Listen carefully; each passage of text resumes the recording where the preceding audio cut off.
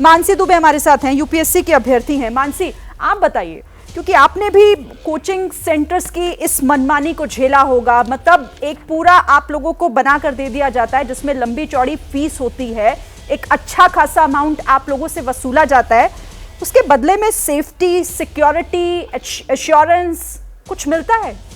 क्या सच्चाई है, क्या हकीकत है, बताइए हमारे दर्शकों को। जी मैम, आप बिल्कुल सही कह रही है। एक्चुअली मतलब मैं खुद वहां से कोचिंग करी हुई है मैंने, और लाइब्रेरीज भी जाती हूँ मैं। तो आप ये समझिए, करोल बाग और ओल्ड राजेंद्र नगर की कम से कम मैं बोलूँ तो 95% लाइब्रेरीज अंडरग्राउंड ही चलती हैं। वहां सिर्फ 5% लाइब्रेरीज ऐसी होंगी जो फर्स्ट फ्लोर सेकंड फ्लोर पे होंगी, अदरवाइज अंडरग्राउंड लाइब्रेरीज ही है वहां पे। मैं जिस लाइब्रेरी में मैं जाती हूँ वो खुद अंडरग्राउंड है। और जहां तक रही बात कोचिंग सेंटर्स की, तो वो 1.5 लाख, 2 लाख, 2.5 लाख रुपए तक की फीस वसूलते हैं बच्चों से। जो बच्चे दूर दूर के गांव से, छोटे कस्बों से बड़े बड़े सपने लेके आते हैं पढ़ने के लिए, यहाँ पे अफसर बनने के लिए। तो मतलब मेरा तो ये कहना है कि ये कोई अंडर द टेबल काम नहीं हुआ है। जो हुआ है, जो ये लाइब्रेरीज चल रही है, ये कोई ऐसा काम नहीं हो रहा है कि ये चोरी छुपे हो रहा है, किसी को पता नहीं है वहां पे। ये काम अभी से नहीं, सालों से हो रहा है। लाइब्रेरीज ऐसा तो नहीं है कि 1-2 साल से चल रही है, लाइब्रेरी सालों से अंडरग्राउंड चल रही है। और अर्बन फ्लडिंग का एक जो टॉपिक है, वो हम यूपीएससी एस्पिरेंट्स को स्पेशली पढ़ाया जाता है। हर दूसरे तीसरे साल इस टॉपिक से एक क्वेश्चन आता है जो हमसे पूछा जाता है। तो ये एक बहुत ही बड़ा टॉपिक है। मेट्रोपॉलिटन सिटीज में जो ये अर्बन फ्लडिंग होती है, उसको लेके मतलब कोई एक्शन ही नहीं लिया जा रहा है। अभी ये 2-3 दिन पहले पटेल नगर में मेरा एक फ्रेंड, मतलब उसको इलेक्ट्रिसिटी का झटका लगा, वो भी पानी भरा हुआ था, उसको वहां अर्थिंग आई है जो हुआ, उसको झटका लगा और उसकी भी वहां डेथ हो गई। उसके रिगार्डिंग भी कोई एक्शन नहीं लिया गया। और अभी ये इतना बड़ा हादसा हुआ है, हम खुद वहां पे थे, हम लोगों ने देखा, मतलब बच्चे प्रोटेस्ट कर रहे हैं, बट अब तो द डैमेज इज डन। अब तो कुछ नहीं किया जा सकता ना, यही चीज हम पहले कर सकते थे। सुना आपने Reena ji, the damage is done. Mansi Dubey खुद बता रही हैं कि वो जिस लाइब्रेरी में जाती हैं वो भी बेसमेंट में है, और उनको आपने सुना जिस राजेंद्र नगर, ओल्ड राजेंद्र नगर में जहां पर हादसा हुआ है, वो कह रही हैं कि 95% लाइब्रेरी ऐसी हैं जो बेसमेंट में है। बच्चों के पास ऑप्शन नहीं है, वहां जाना पड़ता है। आप लोगों की नजर क्यों नहीं जाती इस तरह की चीजों पर, या इंतजार करते हैं आप सभी कि बस कोई हादसा हो जाए उसके बाद हम एक्शन में आए? देखिए शिरीन जी, आज बहुत दुख वाला दिन है, इसलिए मैं गंदी राजनीति नहीं करना चाहती थी। राजनीति मत परंतु कीजिए, आप सवालों का देखिए, जवाब तो भारतीय देंगे ना जनता आप, रीना पार्टी जी। के प्रवक्ता ने बिल्कुल बिल्कुल बिल्कुल इस पर मैं कह रही हूं कि देखिए, जैसे कि इस बिटिया ने भी बताया कि ये आज नहीं हुआ है, पिछले 15 साल से दिल्ली में भारतीय जनता पार्टी का एमसीडी में शासन था। पूरा ड्रेनेज सिस्टम बर्बाद पड़ा है। जो 15 साल में भ्रष्टाचार हुआ, जगह जगह ये कोचिंग सेंटर, इलीगल लाइब्रेरी, ये सब बनी हुई हैं।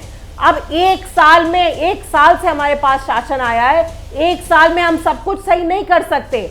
आज का दिन ये था कि भारतीय जनता पार्टी, कांग्रेस, सब लोग मिलकर ये इसका कोई सॉल्यूशन बताएं कि हम सब मिलके ऐसे काम करेंगे कि ये इलीगल एक्टिविटी ना हो, ये कमर्शियल एक्टिविटी ना हो।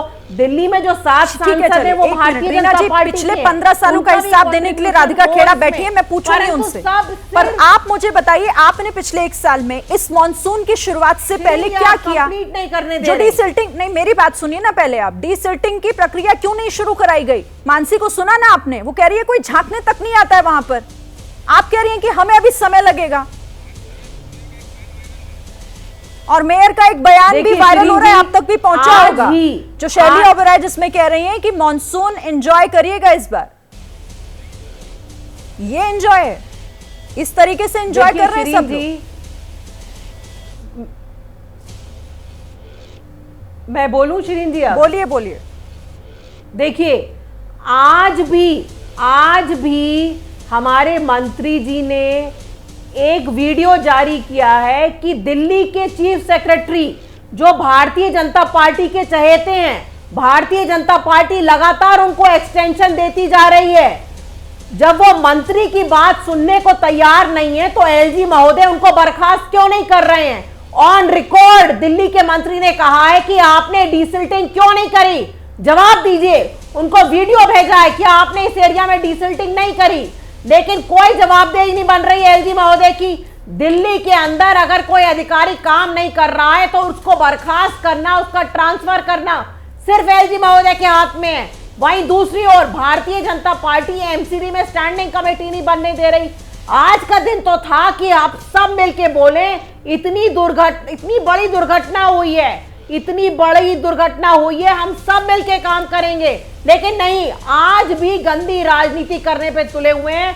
उन बच्चों के माँ बाप जो टीवी देख रहे होंगे आज उनको कितना बुरा लग रहा होगा, लेकिन भारतीय जनता पार्टी को अपनी गंदी रोटी सेकने के अलावा और इनके पास राजनीति करने में तो कोई पीछे नहीं होता है। अगर वो आपकी तरफ सवाल खड़े कर रहे हैं तो आप भी तो वही कर रही है ना रीना। मैंने आपसे ही पूछा था, राधिका जी मैं फिर आप ही के पास आ रही हूँ, आप जवाब दीजिएगा इसका, लेकिन रीना मुझे एक बात बताइए, मैंने आपसे पूछा था आपने इस मॉनसून से पहले क्या किया?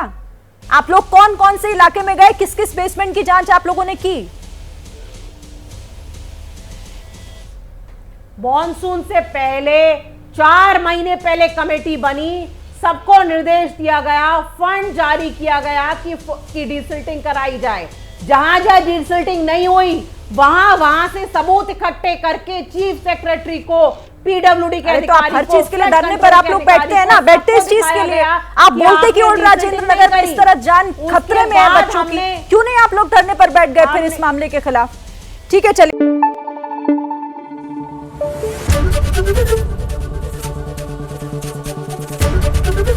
एबीपी न्यूज आपको रखे आगे।